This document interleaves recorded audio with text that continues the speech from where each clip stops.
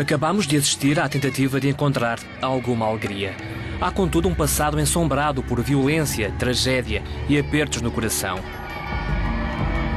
Estamos no nordeste da República Democrática do Congo, uma região remota que luta para recuperar depois de anos a sofrer com a brutalidade infligida pelo Exército de Resistência do Senhor, o LRA.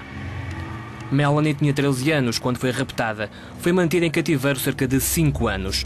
Conhecemos-la 2 meses depois de ter sido libertada. Fomos as primeiras pessoas com quem ela falou sobre o que sofreu nas mãos do Exército de Resistência do Senhor. Para a proteger, pediram-nos que lhes arranjássemos um nome fictício. Caí e tentei tirar os meus sapatos para correr mais depressa, mas eles apanharam-me. Comecei a gritar tanto quanto pude. Nesse momento eles taparam-me a boca para que parasse de gritar. Depois ataram-me os braços e forçaram-me a andar. Encontrei amigos meus que também foram capturados. De manhã começámos a andar rumo a Kiswili e quando lá chegámos, eles entregaram-nos aos soldados. Chorámos. Fui entregue a um homem, mas como é que eu poderia estar com um homem naquela idade? Ainda era uma criança.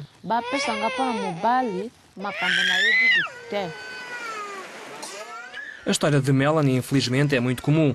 O Exército de Resistência do Senhor procura jovens raparigas, sequestra-as e muitas tornam-se meras escravas sexuais. Melanie engravidou poucos meses depois de ter sido capturada. Outra jovem prisioneira ajudou a dar à luz na selva. Dezenas de milhares de vidas foram despedaçadas por causa das atrocidades do LRA e são iniciativas de base como esta que estão a ajudar as vítimas a recuperar essas vidas. A irmã Angelique tornou-se fundamental na ajuda a estas mulheres que deixaram as suas casas e chegaram aqui sem nada, à pequena cidade de Dungu. Apesar dos sorrisos, a escala de sofrimento é vasta, como se vê nas crianças e famílias massacradas, raptadas, mutiladas ou usadas como escravas sexuais.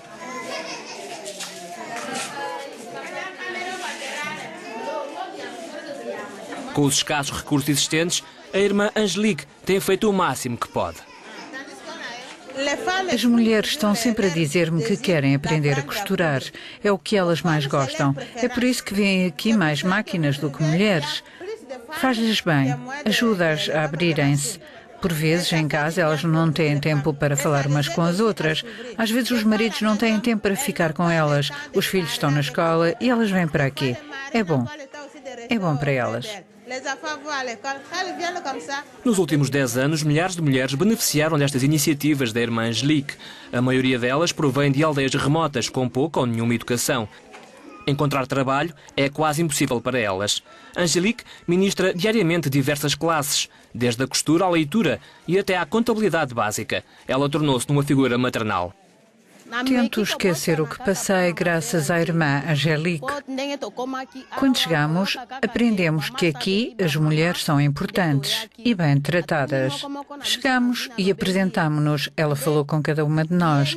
Conversei com ela e se acalmou a dor que tenho no peito. Enquanto Dungu desfruta de uma paz ainda recente, embora algo frágil, um pouco mais a norte da cidade, o Exército de Resistência do Senhor está ainda ativo.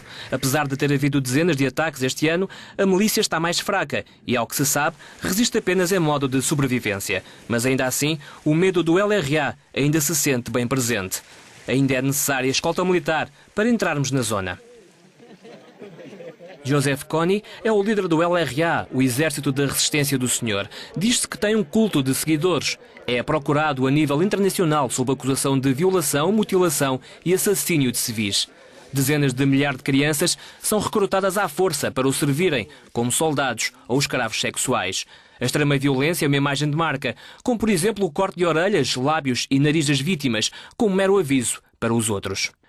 Juntas militares da República Democrática do Congo, do Uganda e do Sul do Sudão têm conseguido enfraquecer o LRA. Acredita-se que o Exército do Senhor se tenha dividido em pequenos grupos. Joseph Kony conseguiu escapar e hoje em dia está em parte incerta. Depois de horas de estradas difíceis e esburacadas, chegamos a Ngilima, uma pequena vila de ambiente algo tenso, situada à entrada do que é popularmente designado como o Triângulo da Morte. Somos conduzidos ao encontro de Josiane. Há 5 anos, a tragédia aconteceu. Ela e o marido saíram para apanhar folhas de mandioca e, quando voltaram, deram de caras com guerrilheiros do LRA. O marido foi agredido até à morte. Os guerrilheiros viraram-se depois para ela e perguntaram-lhe se também queria morrer.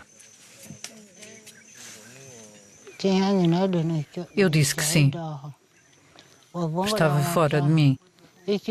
Depois um homem aproximou-se para me cortar os lábios. Eles eram 7. Aquele que me pareceu ser o líder disse não. Depois disso, pegaram numas tesouras. O chefe voltou a dizer não. Mostraram-lhe uma lâmina afiada e o chefe aceitou, apenas assentindo com a cabeça. Foi com isso que me cortaram os lábios e ao mesmo tempo insultavam-me. De tão assustada, Josiane ainda não consegue sair de casa. Um bocado de pele da perna foi-lhe colocado na zona dos lábios. Ela está ainda a ser acompanhada por um médico. Esta violência desenfreada provocou ainda um outro problema a esta região: órfãos. Dezenas de milhares de crianças perderam os pais ou caíram na extrema pobreza, o que significa que os pais não as podem sustentar. Não existe qualquer orfanato em Dungu. Mais uma vez foram pessoas como a irmã Angelique que lutaram para arranjar soluções. O que me faz chorar é quando não consigo encontrar ajuda para estas pessoas vulneráveis que tento apoiar. Por exemplo, as crianças são muito suscetíveis às doenças. O hospital é caro. Essas pessoas, as crianças, elas também têm direito a viver.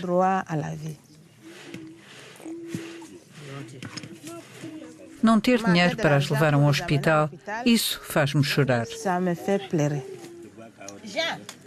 A irmã Angelique estava algo relutante antes de receber a primeira criança, mas depois de descobrir que não havia mais ninguém, ela acabou por aceitar. Mas devido à falta de comida específica e de cuidados médicos, a criança morreu. Muitos meses depois, contudo, ao perceber o desespero à sua volta, Angelique aceitou outra criança. Nesta altura, a casa dela é um orfanato improvisado de apoio a bebés doentes e crianças. O incansável trabalho da irmã Angelique não passou despercebido. Mais do que heroína local, ela já ganhou também o reconhecimento internacional. A Agência das Nações Unidas para os Refugiados ficou tão impressionada que decidiu atribuir o prémio Nansen a Angelique, o que vai certamente atrair muitos dos fundos de que a irmã Angelique necessita para construir o verdadeiro orfanato e desenvolver o ensino.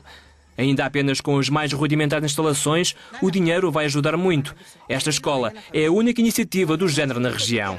E vão ser pessoas como a deslocada Melanie que vão beneficiar com tudo isto. Hoje é, aliás, um grande dia para Melanie. Ela vai às aulas pela primeira vez, desde que foi raptada. A Melanie está hoje connosco pela primeira vez na escola de alfabetização. Notei que ela é muito aplicada. Disse-me que, antes de ser raptada, sonhava um dia ser parteira ou professora.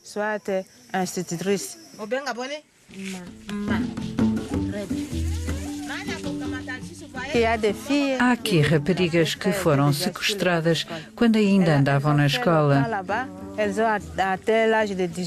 Elas cumpriram o resto do tempo em cativeiro e agora têm 18 anos, são adultas. Podem recomeçar os estudos com outras crianças e assim a nossa escola vai poder ajudá-las a viver os sonhos que tinham antes de serem raptadas.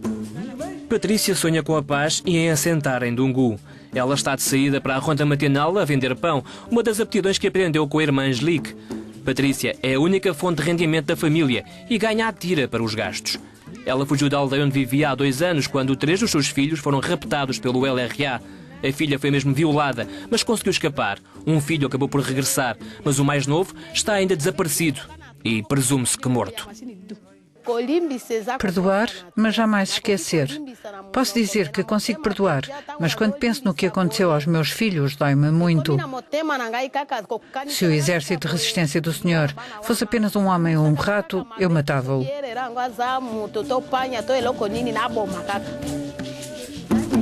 A paz nesta região é muito frágil e as cicatrizes são profundas. Embora os terríveis pesadelos jamais se dissipem, é graças a pessoas como a irmã Angelique que os sonhos de um tempo anterior ao LRA podem regressar. E com esses sonhos surge também um novo sentimento de orgulho, de dignidade, de esperança.